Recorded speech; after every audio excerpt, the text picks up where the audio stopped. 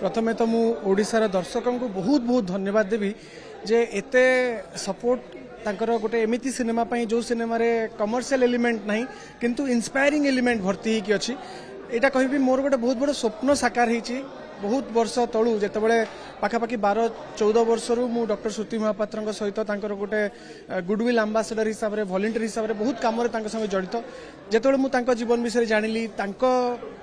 जो स्ट्रगल विषय जानिली कोठना कोठी मु इंस्पायर्ड फील कली आ मते लागिला जे एटा ओडिसावासी पाखरे पहुंचवा कथा। तापर मु श्रुति महापात्र को कहली तांकु नानी बोली डाके जे नानी आपणकर जो स्ट्रगल रो कहानी एटा हजार हजार लोक को इंस्पायर करिवो जदि आपण परमिशन देबे आमे याकु नै कि सिनेमा करबा। प्रथमे से रोकठोक मना कर देथिले कहले जे नाही मु मोर व्यक्तिगत कथा काहाकु जणेबा पई चाहिबिनी किंतु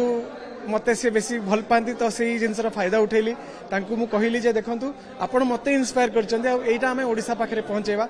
धन्यवाद देवी तरंग सिने प्रोडक्शन को से मो हाथ धरिला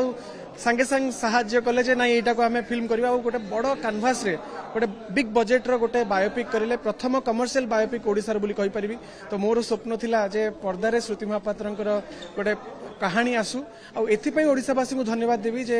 ना हीरो अच्छी ना ये सिनेमा कौन कमर्शियल एलिमेंट अच्छी तथापि आज हाउसफुल शोज पर शोज बढ़िबारे लगी और निहाती भाव में गोटे नुआ दिग को देखी दौर ओडिशा रे वर्तमान